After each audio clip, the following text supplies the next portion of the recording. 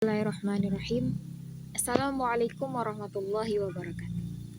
Halo sahabat, perkenalkan saya Nur Masyutoh, mahasiswa STIT Ahlus Sunnah Bukit Tinggi dengan NIM 243341. Pada kali ini saya ditugaskan untuk membuat video pada pembelajaran SKI dengan tema pembaharuan Islam atau gerakan tajdid, yang mana pada mata kuliah ini yang diampu oleh Ibu dosen Afni Lindra MA. Baik, Bismillahirrahmanirrahim. Teman-teman, pernahkah kita bertanya-tanya mengapa ya umat Islam yang dulu berjaya dengan peradaban yang begitu gemilang, kok sekarang seolah-olah tertinggal? Dulu nama-nama seperti Ibnu Sina, Al-Khawarizmi, dan Al-Biruni itu menjadi rujukan dunia dalam ilmu kedokteran, matematika, bahkan astronomi. Kota-kota seperti Baghdad, Cordoba menjadi pusat pengetahuan yang didatangi para pelajar dari seluruh penjuru bumi. Tapi sekarang, kenapa ya situasinya terasa berbeda sekali?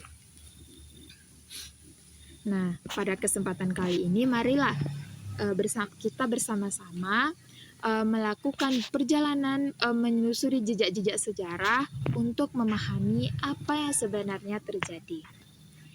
Kita akan bahas fase kemunduran umat Islam dan bagaimana dari rahim kemunduran ini lahirlah semangat baru yang kita kenal dengan gerakan tajdid atau pembaharuan. Pak, kita membahas ini bukan untuk meratapi masa lalu, tapi untuk mengambil pelajaran berharga. Jadi, kapan sih sebenarnya titik balik ini dimulai?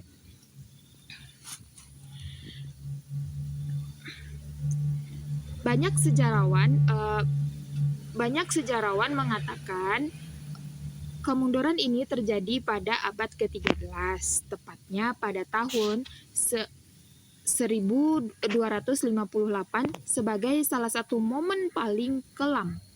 Saat itu, pasukan Mongol di bawah pimpinan Hulagu Khan menghancurkan Baghdad, ibu kotanya kekhalifahan Abbasiyah. Bayangkan, kota Baghdad yang menjadi pusat peradaban dengan perpustakaan Baitul Hikmah yang sangat terkenal, yang menyimpan jutaan manusia berharga, dihancurkan oleh pasukan Mongol. Sungai Tigris yang ada di dekat Sungai Tigris yang ada di sana, yang katanya jernih, berubah menjadi hitam karena tinta dari buku-buku yang dibuang ke dalamnya, dan menjadi merah karena darah para ulama dan cendekiawan. Kejatuhan kota Baghdad ini sebenarnya bukan hanya sekedar kekalahan militer saja. Ini adalah kekalahan secara psikologis dan intelektual bagi umat Islam. Bagaimana tidak, pusat kekuasaan dan keilmuan hancur lebur. Setelah itu, dunia Islam menjadi terpecah-pecah menjadi kerajaan-kerajaan kecil yang sering berperang satu sama lain. Kenapa dia menjadi perang? Karena fokusnya dalam mengembangkan dakwah bergeser dari pengembangan ilmu pengetahuan menjadi perebutan kekuasaan semata. Faktor internalnya pun juga ada. Yang tadi kan itu tentang faktor eksternalnya, tapi kita tidak bisa mengabaikan faktor internal. Apa saja dia? Yaitu yang pertama, semangat ijtihad para ulama untuk menggali hukum Islam dari sumbernya demi menjawab tantangan zaman perlahan mulai meredup. Sebagian umat Islam saat itu merasa bahwa permasalahan agama sudah selesai dibahas oleh para ulama terdahulu.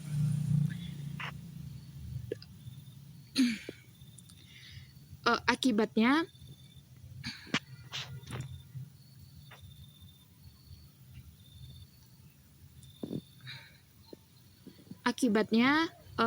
timbullah sikap taklik buta, yaitu mengikuti pendapat ulama terdahulu tanpa memahami dalil dan konteksnya. Agama yang seharusnya fleksibel dan menjadi solusi justru terasa kaku dan tidak relevan dengan perkembangan zaman. Kemudian, munculnya aliran-aliran tarekat yang menyimpang juga turut berkontribusi. Memang, tasawuf dalam ajaran Islam itu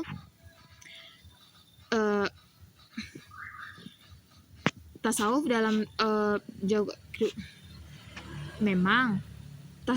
ajaran Islam tujuannya mulia, yaitu untuk membersihkan hati dan mendekatkan diri kepada Allah. Tetapi pada periode ini atau pada masa ini, sebagian praktik tasawuf justru menjauhkan umat dari kehidupan dunia. Ada pemahaman yang keliru bahwa menjadi soleh berarti harus meninggalkan urusan dunia sepenuhnya. Akibatnya, umat Islam jadi kurang bersemangat untuk belajar sains, berdagang, atau mengurus negara karena dianggap tidak penting untuk akhirat.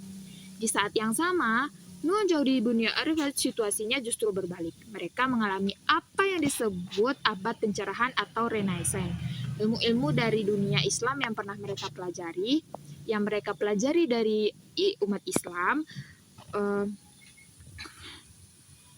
mereka kembangkan menjadi lebih maju, mereka kembangkan lebih lanjut, atau mereka kembangkan menjadi sesuatu yang lebih baru. Mereka mulai bangkit melalui penjelajahan samudra, renovasi industri. Dan pada akhir abad ke-18 dan 19,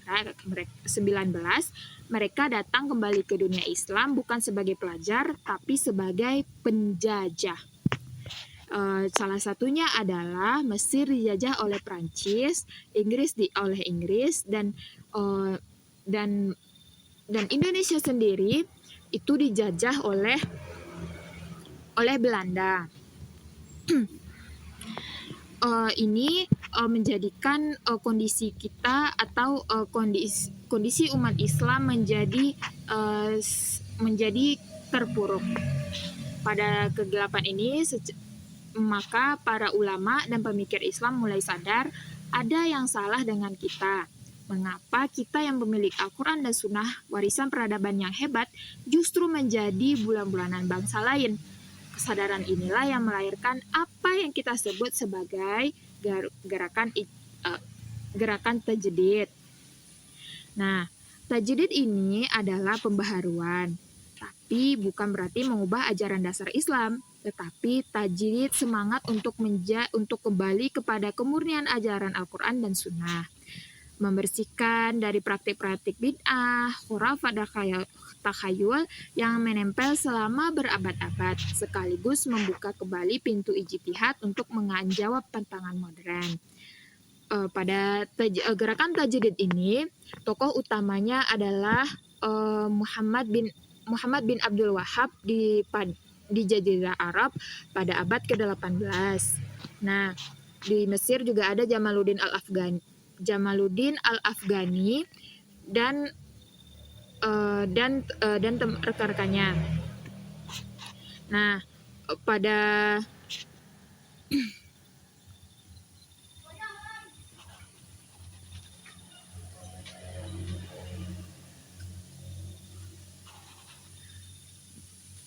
nah,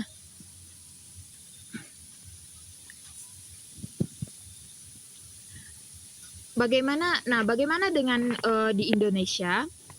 Nah, di Indonesia semangat tajdid ini sampai juga ke Indonesia yang dibawa oleh para ulama yang belajar di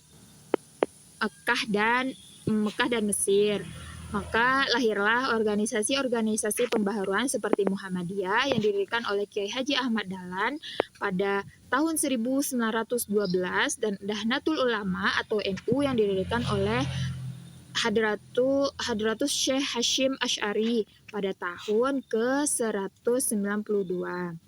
Nah, pada di Indonesia, Kiai Ahmad Dahlan melihat praktik keagamaan di masyarakatnya banyak bercampur dengan tradisi lokal yang tidak sesuai dengan ajaran Islam. Nah, disitulah beliau juga risih atau gelisah melihat umat Islam yang miskin dan bodoh. Maka Muhammadiyah mendirikan dengan fokus pemulihan akidah dan ibadah serta pelayanan sosial melalui pendirian sekolah-sekolah modern.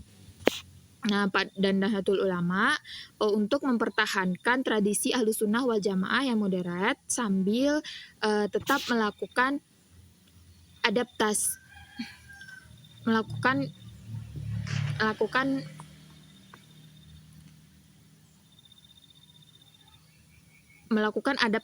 dengan zaman. Para kiai Nahdlatul Ulama juga berperan besar sebagai perjuangan kemerdekaan dan pembangunan bangsa. Nah, jadi intinya kemunduran umat Islam pada masa lalu disebabkan oleh faktor eksternal, tetapi juga yang lebih penting adalah faktor internal, yaitu melemahnya semangat keilmuan, tertutupnya pintu ijtihad, dan praktik beragama yang keliru. Nah, gerakan Tajdid mengajarkan kita bahwa Islam bukanlah agama yang anti kemajuan, justru sebaliknya semangat pembaharuan adalah roh dari ajaran Islam itu sendiri. Rasulullah SAW bersabda bahwa akan mengutus pada setiap penghujung 100 tahun seseorang yang akan memperbarui urusan agama ini. Nah, itulah tantangan kita. Tantangan kita pada saat ini adalah bukan lagi berperang atau yang lain-lain, tetapi tantangan kita globalisasi, kemajuan teknologi, perang pemikiran dan krisis moral. Untuk kembali kepada semangat tajdid, yaitu untuk dengan memegang teguh Al-Quran dan Sunnah sebagai fondasi sambil terus membuka diri untuk belajar mengembangkan diri, berinovasi, berkreativitas, dan berkontribusi dalam segala bidang kebaikan demi kemajuan umat dan bangsa. Baiklah, itu saja yang dapat saya sampaikan pada kesempatan kali ini. Mohon maaf apabila ada kesalahan. Wallahu a'lam bishawab. Wassalamualaikum warahmatullahi wabarakatuh. Sahabat.